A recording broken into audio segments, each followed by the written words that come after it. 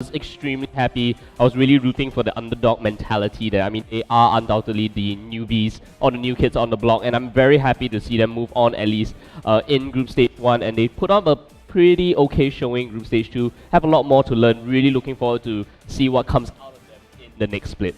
Yeah, and speaking about new kids on the block, Zotac 269, they're the new team on the block here as well. We'll be looking forward to see if they can challenge BKT to take down the #1 position of A2. And of course, we are in picks and bans right now. Let's take a look at some of the bans that have come true so far.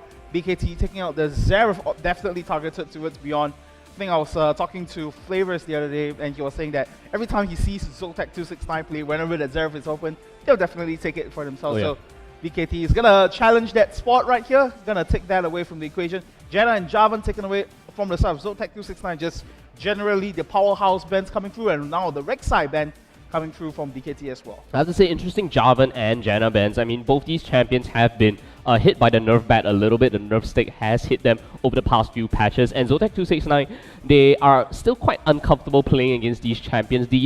This does leave open quite a few outside picks or more meta picks that we see in the current round of patches at least. Final ban coming out from Bangkok Titans will be the LeBlanc pick. Of course, Zeref, LeBlanc here, very, very strong mid lane champions at the moment. Beyond plays quite a bit of them. The Z ban as well. Again, a throwback.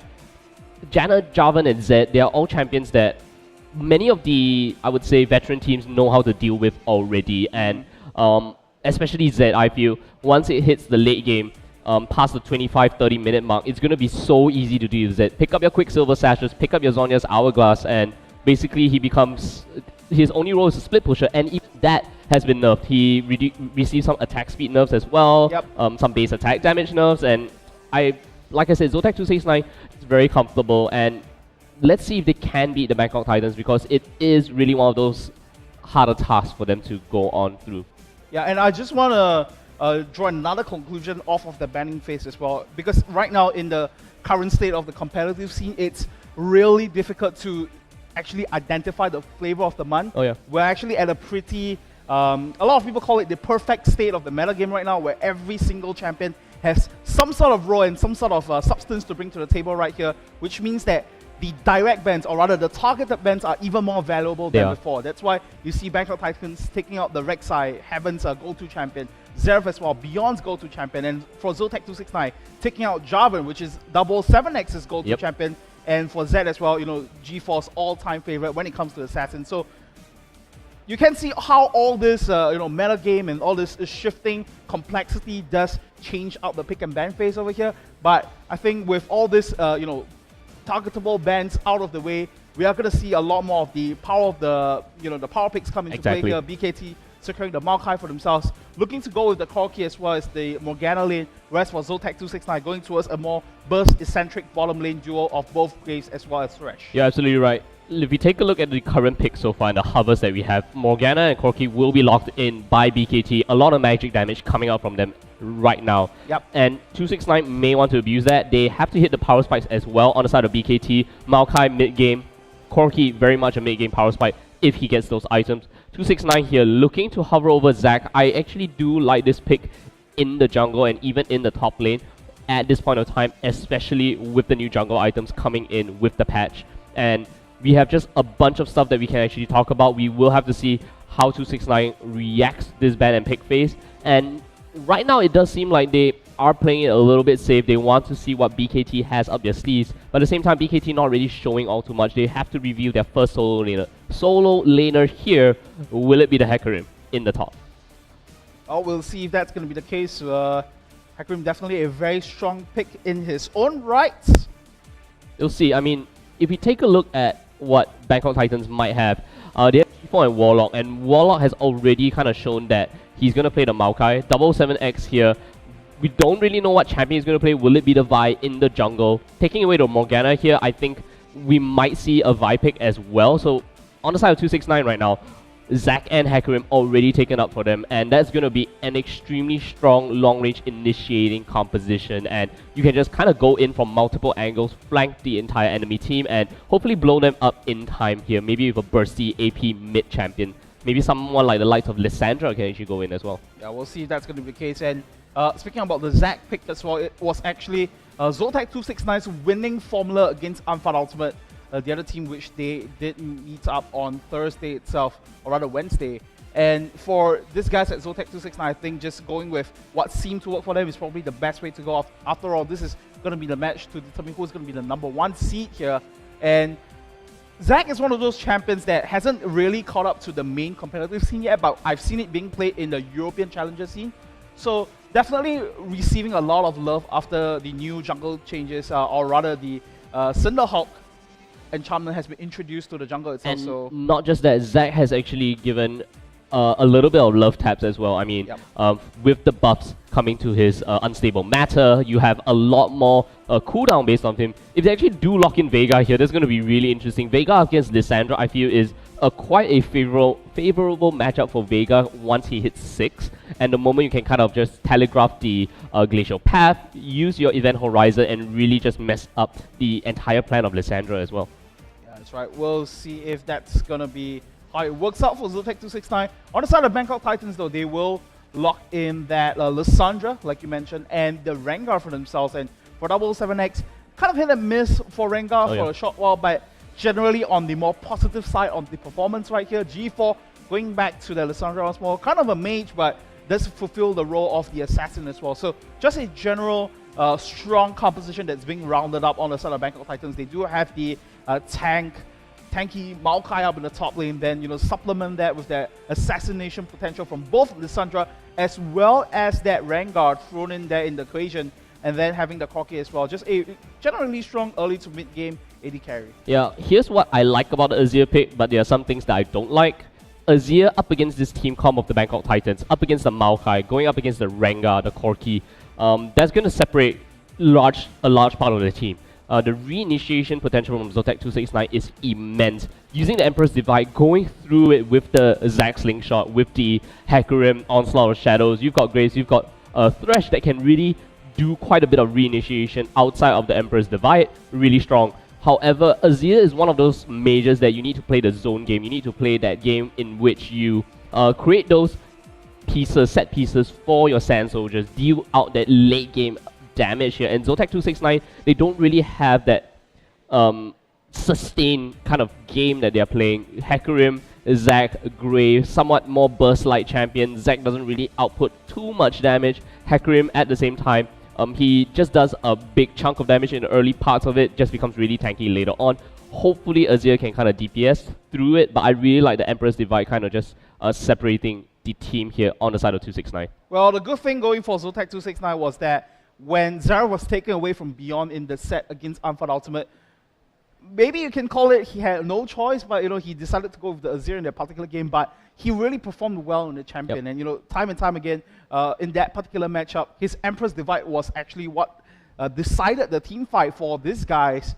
And we'll see if they can replicate the result. So Zotac 269 obviously going with a team composition that worked out for them in the past, but that was against with as well. Yeah, that's right. And against but that was against a different team. Yes, so definitely. This time going up against the veterans Bangkok Titans, who look pretty unstoppable. We'll have to see if that's going to be the case for them to try to replicate that sort of results. I, for one, am actually hoping for upset at least in this first game. That puts a lot of pressure on the Bangkok Titans. Hopefully they can execute. I do like their team comp on the side of 269. That being said, though, Bangkok Titans here as well, having very comfortable champions. Warlock or Maokai, that is just his bread and butter right there. Lissandra, G4, I mean, well, it's hand G4. In hand, man. Exactly.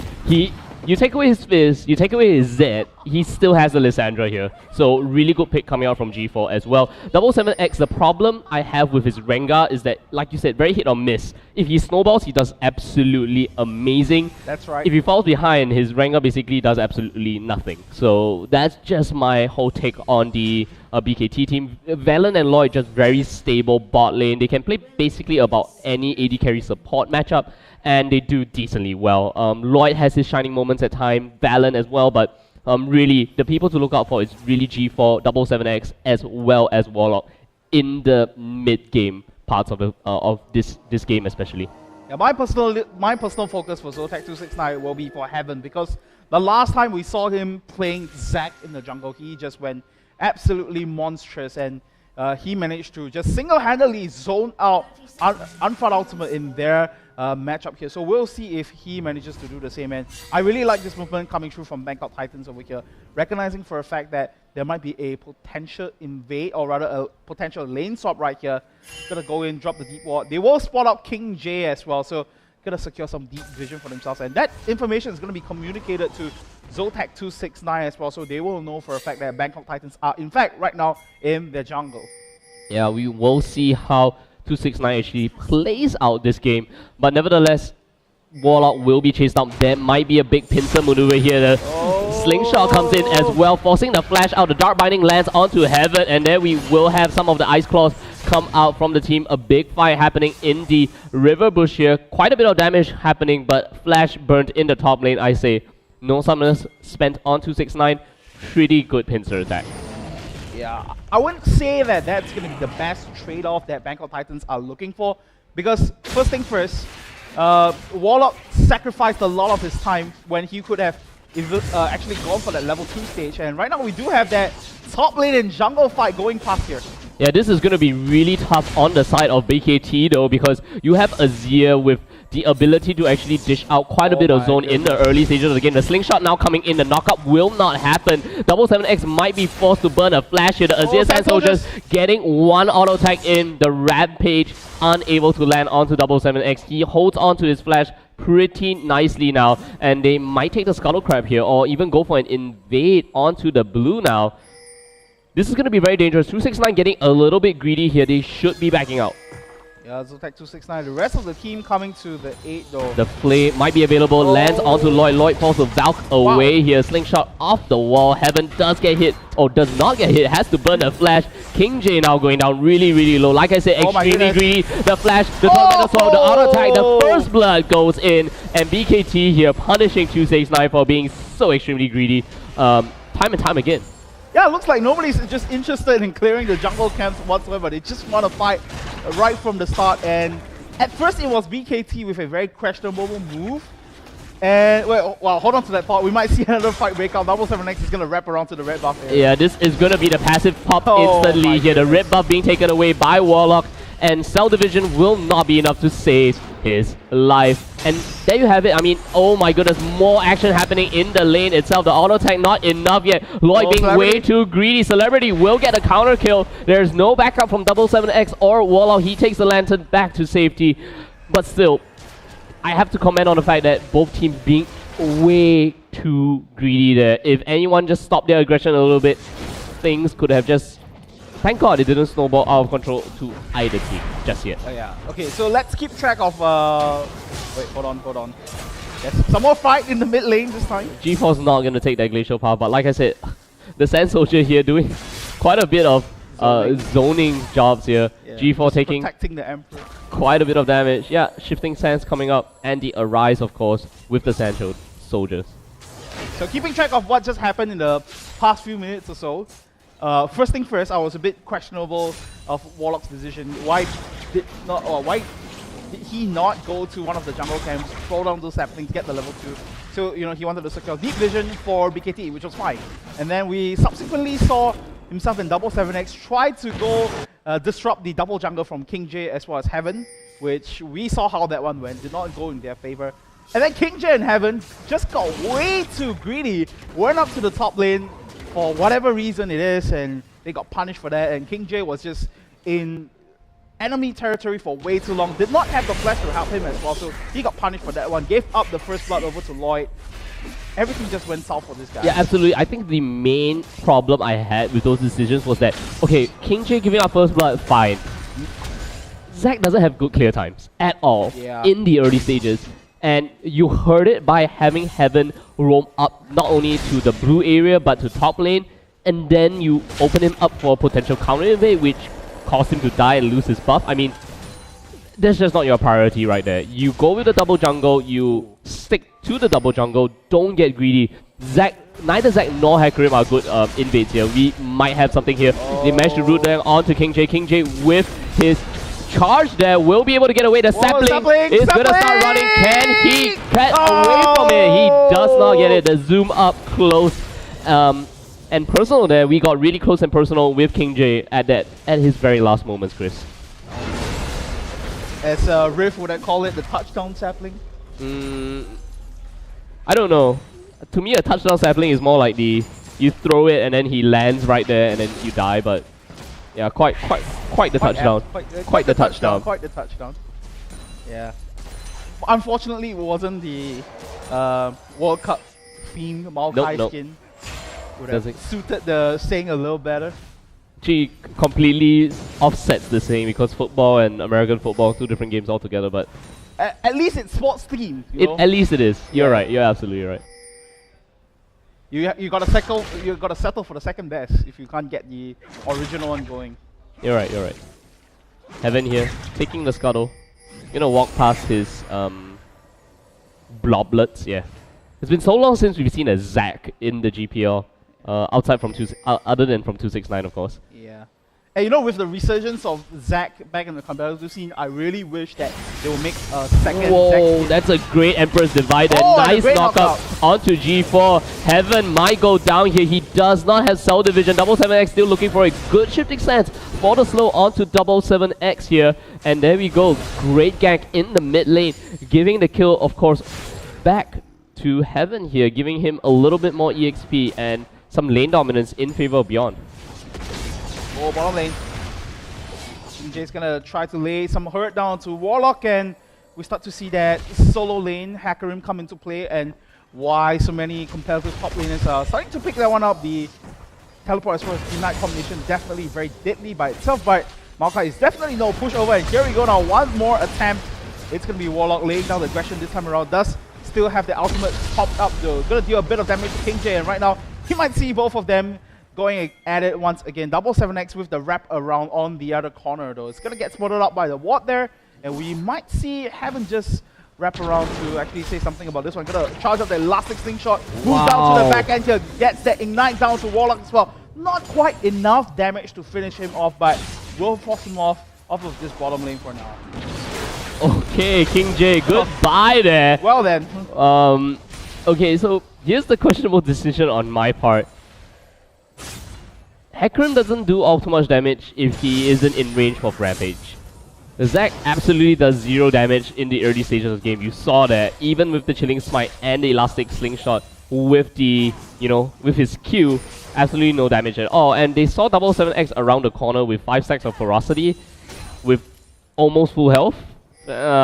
Just not a matchup I want to take there. Yeah, I would have to compliment 77X for that one because he kept his cool. He just cool as a cucumber, threw down that charged up Bowler Strike, and then got King J locked up for a nice and easy cleanup for Warlock to carry home for himself. And with that, a 2-0-2 score line now for Warlock. He's going to come back into lane with the Catalyst, so he's going to be able to sustain up against the King J. And that's the problem with the Hackerim in the solo lane by itself. When you run that teleport as well as the Ignite 1-to-1, you're extremely strong, you're extremely good in brawling. When you get ganked, then counter problem. Like what's going on now for G4. G4 here will have to burn his flash and ultimate right now. Heaven needs to take the lantern to safety, but the Dark Binding will be able to catch him. The Cell Division is in action. Right now, the teleport's now coming in. King J off to the side. G4 has taken down Heaven right now, and that's a great onslaught of shadows for King J to pick up the easy kill. 77X with the jump on. He will have the Bowler Strike available here. King J still looking to get around and away from this one. It's going to be the Thresh and the Hook with the knockup onto Warlock, but all 4 members in the mid lane right now just converging, getting 2 kills in their favor. BKT just showing how strong they can be beyond taking quite a bit of chip damage from the range and missiles of Lloyd. Yeah, that's right. BKT once again just recognizing for the fact that they are doing battle in terms of their positioning and how to respond to the pushes that Zotac 269 right now. Just going for the fight one more time. Gets caught there. Lloyd might go down. Yes, he does. Celebrity just dishing out so much damage here. And oh my goodness, that's a almost ace right there coming out from the side of 269. This is going to open up Dragon for them, and they just swung the gold lead all the way back in their favor with that team fight. You know what? I'm just going to stop complimenting the teams until they do something correct. Or is it until they not do something wrong? Yeah. Either way it works, okay. So what we saw right there, BKT had the upper hand in the fight in the mid lane. I think they wanted to channel this, their positioning right there to go down to the dragon. They saw Zotac 269 coming towards them again, wanted to re-engage onto them, despite most of them being at about half health or even less than that. And they would definitely get punished for that. I mean, why wouldn't they? Because Zotac 269, coming back out of base, really healthy off of that one. It's going to punish them out for that one, take up the dragon for themselves, and yeah, just going to re-grab that goal advantage back for themselves. Yeah, I mean, this game is just so weird, Chris. I mean, it is really, just watch the first 2 minutes of this game and practically summarizes the entire game for you. Mistake after mistake, and teams just getting punished for being way too greedy. Just absolutely too greedy. Yeah, speaking about greedy, the Warlock up in the top lane. He's gonna get stopped by W3D4 next for King J. Not quite this time around. I have to say, W3D4 is doing a very good job of actually putting pressure across the entire map here, charging up his, ferocity stacks, getting those bowlers, jumping on in, just really, really good stuff. Yeah, might have been the confidence boost that he got from picking apart Heaven in the very early levels of the game. And the thing about Heaven when he was very successful, oh wow, W3D4 really good catch there coming out from beyond, as well as Sir. You see what I mean now? We cannot compliment the players. You can't, but that was an extremely good catch there coming out from them. Sir doing the roam here very, very well, and I have to say Beyond on point with his Arise, with his Sanzo, just getting the shifting sands mechanics really well. You just complimented Beyond, right? We'll see what happens Okay, next. We'll see. I mean, he's 2-0-4. I hope he does well. I hope he gets a killing spree or something. Well, gonna get jumped out. Yeah, also, Shadow's gonna come in. He's gonna go down. King J picks that one up. Again, the amount of CC coming out from 269 is horrendous. Horrendous in a good way for them, of course. And there we go. Oh, wow. Here's on the killing First spree. guy immune to the caster's curse. Yeah, I think you just cursed him right there, but we'll see. But like I said, 269, absolutely fantastic in terms of CC. He has the onslaught of shadows. You've got the Lance Mouse, you've got the Slingshot, you've got the Emperor's Divide, you've got the Thresh with the Flame, with the Lantern. Not the Lantern, but the Death Sentence and the Box. Really good stuff here. I would be really worried if Riot decides to create a new level of CC with the It used to be because Dark Passage, the Lantern used to be coded as a unit, so you can technically displace someone with the Lantern. Yeah, like one Teemo unit. Yeah, I don't even think it's a Teemo. Maybe the size of a minion there. Okay, maybe. Right? Do you think Teemo is bigger than the size of a minion? Yeah, I think Isn't it is. Teemo the universal standard of measurement for Riot? It is, but yeah, like the universal standard of measurement doesn't mean like a minion can't be smaller than the universal standard of measurement, you see. Can you imagine next time if we all communicated in terms of Teemo? So you can say like that Nautilus is like 10 Teemo sizes away. Yeah. Or Like you're moving at 10 Teemos per second. Yeah, or like junglers coming the enemy junglers like 15 Teemos away, be careful. Like 15 Ts. Like in chat. JG 15 Ts, then you press enter and then you use that sounds really complex. Yeah. That's like a binary code already. Yeah, it is. I mean, it's only League players understand. That's right. So Zotac 269 grabbing that 3,000 gold advantage for themselves. BKT kind of losing the ball a little bit, hasn't been able to exploit 269 in terms of their own mistakes. So right now it's going to be Zotac 269, like you mentioned, with the heavy crowd control that's dictating the pace of the game right now. And that was exactly what happened against Unfought Ultimate as well. Just have this heavy, hard-hitting CC combination that is just honestly going to be quite brutal to handle against. And I think that's what's working out for Zotac 269 at this 15-minute mark against BKT. But we'll have to see if they manage to keep this momentum up. And of course, we have seen some of the games that Zotac 269 plays. One of the problems that they have is closing out games. Oh yeah, they do. Or rather, hanging on to the lead sometimes even. Yeah, we'll see. BKT also has a little bit of an issue when it comes to taking initiative at times. Whenever they're behind, they tend to kind of choke a little bit and hope their opponent makes mistakes. So it's really 269's game to lose here, knowing that that's the mentality that BKT, or at least I feel that BKT is going to take. They're very much a team that if they can take the initiative, they will. But if they find themselves behind, they will just start kind of... They'll just be really lost. Yeah, they'll just be very lost. They'll start playing very safe, and they will only gain that. Oh my goodness, Beyond Not sure too sure if that's a safe play though. Not very sure either. Double 7 is gonna jump onto him, gets the second bola, will get the shutdown goal, but oh my goodness, the Rampage, the Ravage, the Q doing a bunch of damage. King J there, definitely showing BKT who's the king for now. And we saw the amount of burst damage that he could output, you know. This turret might go down as well. Yeah, doing a lot of work for this guy. Or not. Zerk gonna try to use the death sentence to pull someone in. BKT, the rest of BKT though coming around to the mid lane. Heaven's gonna look to jump into action right here. Woki get the spring. Just go down to Lloyd. Let's bounce once again. Heaven taking so much damage though. Gonna split into the boblet here. Yeah, the Cell Division comes out. They're gonna fight this one. The Onslaught of Shadows comes out as well. The box coming up. This is gonna be a 3 versus 2. The Bola's gonna miss. The Dark Body's gonna land though. And there we go. Celebrity just doing so much damage there. Takes the Lantern away, but basically, actually, BKT actually ran away from that one.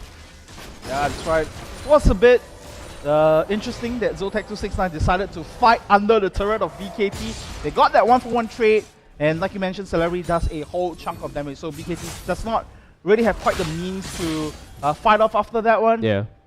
But at least what Zotac 269 did was to just really just you know, solidify their lead in the mid-game stages.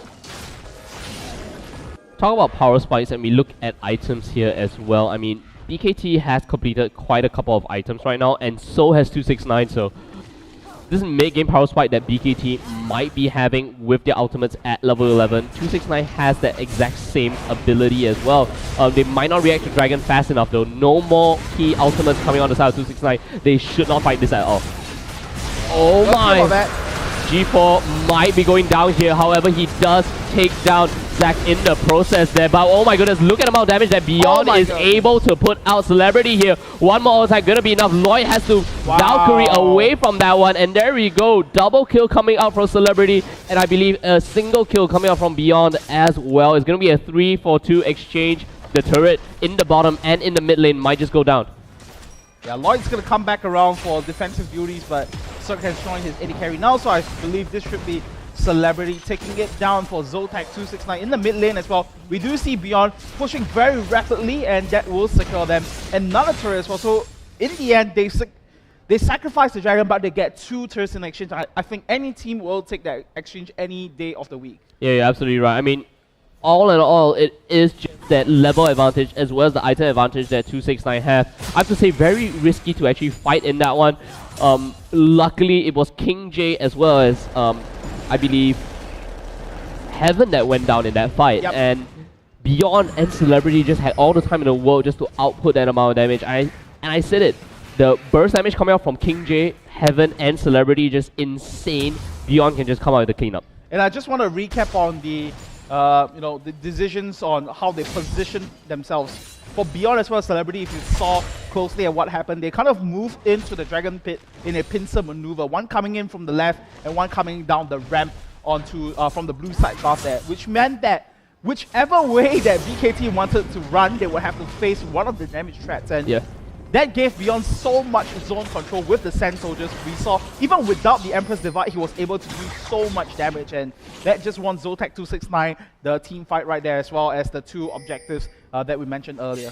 Yeah, and the item pickup here, right after the team fight from Celebrity, the Phantom Dancer, kind of signals to me that 269 are going to group up, win those team fights, and push down turrets here.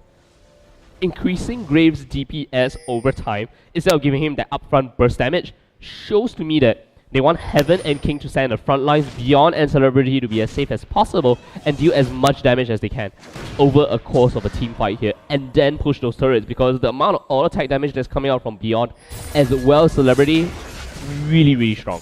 That's a very interesting adaptation for these guys as well. The last time we saw this team comp that was played out, it was King J as well as Heaven that held on to a bulk of the kills right there, which meant that with these 2 guys being so tanky, they can just stand in the front lines all day, every day, and just let Celebrity and Beyond chunk them down slowly and steadily with their DPS. This time around, Heaven as well as King J does not have the same amount of output, or rather the same amount of privilege that they enjoyed in that particular series, but I hoping they Oh would my get goodness, a look lot at that of fight. tankiness though. Empress Divide being used. The first one is going to go down will be Beyond. Celebrity gets taken down as well. I expected them to group up here, but look at this. They are actually far and away from each other. The Azir turrets, they have to fight under right now. Warlock might be going down. King J, however, taking a whole bunch of damage. He is going to go down as well. Lloyd as well as Vela just completely just ignoring it. Going to go in. Will he get a Quadra? Yes, he does. Gets the Quadra. Going to get the mid lane turret as well. I don't know, man. We praise the players and they do this. Why like- do this? Like I said, really, 269 needs to group up. I mean, Heaven, you saw, our observer showed us that he was in the wolf camp. I think he disappeared for a moment, and that was just the worst time to disappear because BKT just initiated on that. Empress Divide was used a little too late. The damage was already dealt, and like I said, 269 had the advantage. All they needed to do was to group up. They had so much AoE potential. They have the Onslaught of Shadows, they have the Last Bounce, they have the Empress Divide, and that's all they need to do to just kind of prevent the initiation coming out from BKT. It is so much disruption, and there's really nothing that BKT can do about it if 269 groups up. Yeah, so off of that team fight, what happened was that Lloyd just gained a huge advantage, going back to base, finishing up the Sorcerer Shoes. I believe he had that before. And now gonna have the BF sword to himself. Going for the Bilge Water here, I thought that he might want to go for the Bloodthirster just to prevent himself from getting bursted down, as well as increase the amount of poke damage that he can get with the Bloodthirster. Going for those picks, look at the amount of walls being dropped in that one area, and right now they group up. I like this decision. They have the ultimates available in a few seconds, and they have the superior pushing potential as well. They have the zone control coming out from beyond, and Heaven here can just do an absolutely amazing job. Wave clear, however, on BKT, extremely good as well. 269, however, if they play the game right, they can force an initiation with BKT and then counter-initiate with the Emperor's Divide with every single ultimate that they have at their disposal. I just want to point out that W7X has a Warmox now. So instead of going, building up that straight up damage, he's going to focus on the tankiness aspect to match up to King J as well as Heaven. Yeah, he has to. He's getting bursted down way too quickly, but I really like what BKT is doing here, waiting for the flanks. We will see W7X as well as G4 come in from the side. Yeah, I believe right now BKT is going to be quite contented with their positioning right here. They do know for a fact as well that the Dragon's going to come back up in less than half a minute, so going to focus around this bottom lane area for, in fact, both teams here. Going to try to find the best position in order to take that one down, or try to catch out any members of the opposing team if they find them out of position. And we'll see. It's going to be that push battle, and BKT has the superior pushing team right now. However, like I said, they can't just stay and defend. They need to pull off those counter initiations. And in this dragon fight here, I don't know, 269 might have the superior ability to kind of fight BKT. BKT has yet to respond. I think you BKT, have Warlock in the top lane as well. They're going to give up dragon. They are going to concede this one over. It was an obvious hell sign when we saw Warlock actually moving up to the top lane. He does not have the TP cooldown up for himself as well, so going to give this one over. It's only the second dragon, it's not quite the third one that's going to make a bigger impact in terms of the team fighting itself. I'm really glad that in this patch we get to see the amount of dragons instead of having to remember them, and at the same time we don't have Azir turrets being counted as turrets as well. I don't know, I just still mentally remember them. I know it is available now, but I still mentally count them because that's great. It's just a habit now. It shows how great you are as a caster, Chris. No, I realized today that you don't compliment anyone until they do something correctly for until the end of the game. I always compliment you. Until the end of the game. That's how it works now. Until the end of the game, then you say, okay, these guys did the right thing. They kind of had a few hiccups here and there. So you're saying you're going to mess up just because I complimented you? No. Yeah, as the saying goes, when you don't praise Singapore, he does something right. No. Don't praise. Yeah. Don't praise him. Not yet. At least. So coming back into the game, we do have some more items being completed on some of the key members here. G4, 1, 6, and 5, not having the best game so far, but does have that needlessly large rock completed on his side now. So we'll see if he's going to be able to hop to the back lines now and start making use of that frozen tome to make something work with the assassination potential. It's really very much on the side of 7X and G4 here. If 7X and G4 can cause enough disruption in the backline, zone out Beyond and Celebrity, it is very likely for Lloyd as well as Valen to kind of chunk down. Oh, there's gonna be a pick there onto Valen here. Valen gonna have to use the cleanse onto himself right now. G4 there popping that everything. Gonna get a double kill on Celebrity. Look at that. Beyond just creating that zone of Sand Soldiers there, and there's nothing that you can do past the Emperor's Device. It's gonna be a Quadra. Can it be the Penta? Yes, it is. It's the Penta kill coming out from Celebrity. Beyond did an exceptional job of doing so much damage in those choke points with the Sand Soldiers, and Celebrity completely untouched. Mind you, does not have a single lifesteal item outside of Thoran's Blade and possibly some runes, and this is 269 maybe possibly closing it out. Are they going to be greedy? That's my question. Will they be greedy? Will they take the inhibitor and back off? Yes, they are. They're going to take the inhibitor, back off. 15 to 22 kills. They are 7,000, almost 7,000 gold ahead of Bangkok Titans right now. Okay, let me just break it down to you what happened. First, they caught out Valen in that very tight corner.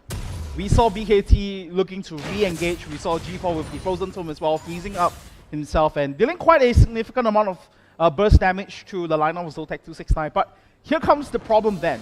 Because they were able to take out Lloyd so early on in the equation, it means that they do not have any sort of consistent burst damage to try to bring down Zotac 269. And then once again, Beyond with that fantastic Emperor's Divide locked up BKT in such a tight corner, meant that they had no space to fight at all. So Zotac 269 just cleaned up that fight nice and easy. And with the game progressing with this rate now, I just feel like Zotac 269 is just going to clean out every single team fight nice and easy if it goes down the particular fashion that we saw before. Yeah, I mean, if it goes their way, they can really just do an exceptional job, and you don't want to fight an Azir team in those areas at all.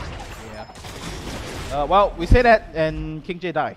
Yeah, but with 3 members in the top side and this insane Baron team right here coming up from 269, they should be able to easily take this one down without any help at all. G4 jumps right on in. The Emperor's Divide not doing anything at all. The Zhonya's coming up big here. We might see Warlock actually clean up house here. Celebrity with the jump away. Warlock has to go and run out of that one. Double 7X jumping on in. Celebrity is going to get taken down right now. Heaven needs to run away from this one. Gets the splash and the slingshot. The slow will not land onto Heaven though. He does have the... not the Juggernaut enchantment, but the Cinderhawk enchantment right here. He's gonna try to run away from this one. The Dark Binding dodging out from this one. Going for this, gets the kill finally. But like I said, 269 here getting a little bit too greedy again. And yes, they managed to secure the Baron, but King J should not have been caught out right there at all. Well, the plan was for him to distract BKT, take down Baron, and then back off. Problem is that they were so fixated onto G4 when he jumped into the Baron pit, used that 5 seconds of immunity to buy so much time for the rest of BKT to catch up, that it actually cost them, in fact, all of them, the Baron buff. Yeah, absolutely right. I mean, they have to get out of there. They needed to get out of there. They focused onto G4. They thought that they could do it. G4 bought them enough time. He did get killed off, but still, that was just all members not having the Baron buff at all. Yeah. So right now we are at the stage of the game where Zotac 269 needs to deploy the strategy that we talked about at around the 15 to 20 minute mark, where we say they need to keep up right now. Because if you look at the overall strength of the team, they have a lot of AoE crowd control, a lot of sustainable DPS as well. Just use your ultimates 269, that's all you need to do. Yeah, and the problem with BKT as well is that with double 7X opting to go down the very tanky route, there is no stable damage that BKT can really rely on, with the exception of Lloyd. Yeah, outside of Lloyd. Yeah. So as long as they can jump towards the back line, and they have the perfect tool for that, which is the Zac, they won't be able to just take the team fight straight up. So I don't see any problems with that. All they need to do now is just group up, and they do have the Baron buff now. So apologies, I kind of missed out on that one, but just make full use of that small little buff that they have. Teleport needs to come in right now. There we go. We see the teleport. G4 created a huge amount of zone there. So coming in from behind now. And let's see what's going to happen. G4 with the immunity gets outside of shadows. And there we go. Great team fight coming out from 269. Catches out to double 7X. Celebrity is just doing an exceptional amount of damage there. King J picking up multiple kills. You've got the Sand Soldiers. You've got the sifting, conquering sands here. And we will have that push with the Baron buff. Actually, they're jumping on in. They want to close out the game right now.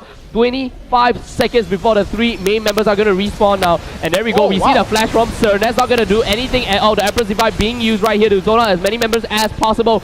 2 Nexus turrets being hit on right now. The very first one might go down. Actually, Celebrity gets taken out way too greedy once again from 269. Why are they trying to close it out right here? They can just slowly chip it away and none of the Nexus turrets fall. And mind you, the Nexus turrets are going to recover health bit by bit. Well, off of that fight, Zotac 269. Again, they prove that they don't know how to close out games. I don't know. Okay, first off, I think that they made the right choice to group up together. Like great team fight. We saw very fantastic team fight. But the problem was that Lloyd and Warlock were still alive, so they could have maybe took out the jungle, play some deep vision down, rotate around the dragon area, try to take that down for themselves. And they decided to try to end the game instead, which personally I feel it's not too bad of a shot calling. They wanted to be very decisive in that one, say, you know what guys, we have this small window, we are going to try to go for it. And they, in fact, committed to that call right there. Problem with that was that it wasn't well executed. We saw how the Emperor's Divide did not actually stop both Warlock and Lloyd in that situation. Yeah, so Sir went for the flash as well. Yeah, that's right. Sir went for the flash, no idea what that was for, and Zotac 269 might have just delayed this game by a couple of minutes when they didn't actually have to. Yeah, I mean, they had so many other objectives to take. Just remind you, Dragon was up. They could have rotated all the way to the bottom, taken down the last outer turret. They could have stayed top because mid lane was pushing, taken down the inhibitor turret, and then back away. Back away to Dragon, back away to buy items. They just want a significant team fight. And look at that, even after dying, Frozen Heart completed, Spirit Visage completed onto both Heaven as well as King J. You've got the Rabadon's Death Cap already done on the side of Beyond, and Last Whisper completed on Celebrity alongside the Quicksilver Sash. I mean, there's no reason for 269 to fight right there on even grounds. They need to fight when they're ahead. They need to fight when they have that item spikes, and every time they lose a team fight, they give BKT that much more leeway in terms of catching up, in terms of levels, in terms of gold, in terms of the buffs, in terms of items. Yeah, thing is, I don't really blame them for going for that decision right there, because right now Zotac 369 realizes that their weakness is closing out games. So when the moment they saw that small opportunity, they decided to commit to it. And the important thing is that everybody committed to it. So maybe you can call it a wrong decision, or rather a decision that didn't work out for them, but at least they're committed to it. At least they're moving together as a squad, and that's going to be signs to watch out for when we progress on to the next stage of the competition, and whether this this sort of team efforts actually stick together in the break itself. Absolutely. I mean, yes, we can talk about the decision making all day, but really they showed us that they are still a team in where they team fight. That's your point there, Chris, and I have to absolutely agree with you. I mean, the best teams really stick together even through a bad call, and who knows, that bad call might Lady Luck might be shining upon them during that time, and they could have closed out the game. I really wish that really in that decision they focused onto one Nexus turret, at least have taken down one. Yeah. Both Nexus turrets are still standing. I believe they have gone back to about half their HP right now. Not entirely sure, but so we will have to see. Essentially, on the macro level, they did it correctly. Did it? But micro level, they just didn't execute it properly. Macro level, still very questionable, that decision, but still, at least they stuck together. At least they stuck together. One for all for one, as they say. Yeah. Teamwork, P. Teamwork, bro. G4 trying to go for the flanks here. The Sun Disc has been built. The Emperor has claimed his territory in the mid lane. I wonder what's that symbol that's on top of the sun disc. The symbol of Shrima. Looks like a pretty cool... It looks like something that the sheriff would wear, like a badge of honor or something. Probably. I mean, it's technically ancient Egypt, so maybe like a plate of honor, like a breastplate of honor, you know? Fair enough. Like on the armor. Of course it's on the armor. Where else would it be on? On a robe? On a what? On the robe? Or maybe even the headdress? I don't know. Whenever I watch like an Egyptian film or something, the robes are usually very clean. It's just, the robe. Yeah, it's very... There's usually nothing else. Very crimson. Yeah. You're right. I need to go brush out on my Egypt. I like how this is going from League of Legends and suddenly we're talking about ancient Egyptian fashion. Hey, you learn things every day. Whenever Chris and Wolf cast, we always talk about some some form of... The last time we had a little void discussion right now, maybe today. Today we're talking about Shurima. Today's discussion, Shurima and ancient Egyptian fashion. Today on NPR Radio, you join Wolf and Chris. Isn't it on the GPL? I don't know, like... Yeah, the GPL Radio. late night GPL show. Yeah, the talk show. Yeah. Hey, So, beyond playing like, you know, a great leader as well. Fun stuff for Shurima. performing well on the game as well. You know? Just Exactly. going to show that he can play more champions other than Sarah. I'm really impressed with Beyond. I have to say that his very first appearance in the GPL, if I remember correctly, he played Azir and he did horribly. Oh my goodness, the teleport should be coming in right now. The Empress Divide used to zone that one out. Beyond tries to take down 007X. 007X is taking so much damage here, but is able to take down Beyond. Celebrity still alive though. Finally joins the team fight. Tries the 1 versus 3. That might be the worst decision of his life there. Lloyd takes him down. King J actually stops by Warlock with the teleport, and there you go. That's how you deal with that teleport, Hecarim. You send the Maokai that's so extremely tanky right now that there's nothing that King J can actually do about it, except run away with devastating charge. Warlock's still chasing though. Hey, he can try, but I don't think he's gonna catch up to Horsey though. Oh my goodness. What an advantage 269 just gave away. Whoa, what? What is going on here? Oh my goodness, that's a double. Will it be a triple coming out from King J? He will have devastating charge coming back up in a few more seconds. He's gonna have that. There we go. He's gonna knock 007X. Gets the red buff tick. 007X with the raw there. Gonna get it. The Spirit of Dread coming out. Clears out the Baron buff out of everybody except Warlock. And wow. I straight out think that both teams are not suited to do Baron in this game. Do you realize that in both Baron attempts, the Baron buff has not stayed with the team for more than a minute? Okay, so here's my thing. Why was 269 split? It was 3, I would say, alright members. I mean, okay, the only damage coming out from that Baron fight was actually Beyond. Yep. It was Beyond, Heaven, as well as Sir dealing damage to the Baron. Celebrity was in the mid lane pushing. You've got King J in the bottom, and Beyond's not the best person to actually do Baron with. I mean, period. You want your AD carry to be there. And by the time Celebrity joined the fight, I mean, I don't know why he even joined the fight. The fight was over. Party over, dude. Like, just go home. Well, to be fair, you gotta consider that the members challenging on the side of BKT was Lloyd, G4, as well as Valen, and all of them do a significant amount of magic damage. And with the with the Baron debuff that cuts out so much of the magic resistance from Zotac 269, they just found themselves in a really awkward position.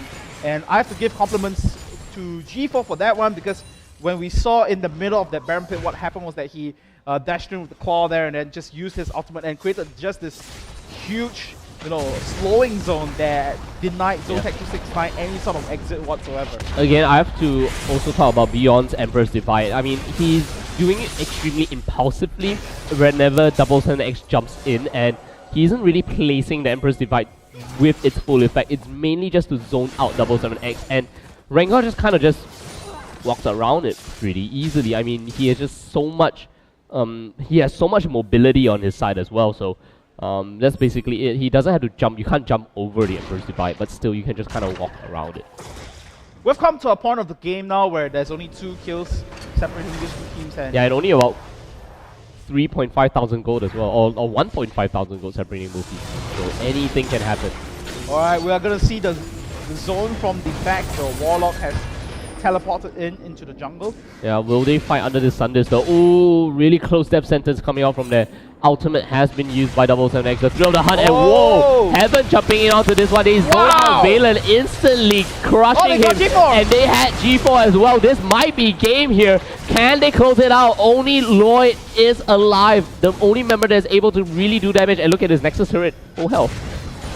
Yeah, so it's gonna be really 3 members from scary. They're gonna fight this one though. Warlock is so tanky. Look at how much. Oh my god, Lloyd gets caught up. That's a great Empress Divide. Pushing them off to the side, guys. Don't fight under the turret. Deal some damage to that one. Heaven barely surviving that one. First Nexus turret is going to go down. 5 seconds before G4 gets taken away. However, they will get chased away by both Lloyd and Double Seven. They're going to continue pushing though. The second Nexus turret is going to go down. G4 coming back up in a few more seconds though. And there we go, the Nexus is going to get taken down. It's going to be GG269 here on the cusp of taking the very first seed away from Bangkok Titans. That's right, a long and stat-lit game. A lot of confusion between these two teams and a lot of mistakes made, a lot of brilliant plays made as well, but at the end of it all, it was Zotac 269 that carried it through. Yeah, absolutely right. Fantastic team comp that they get, very comfortable.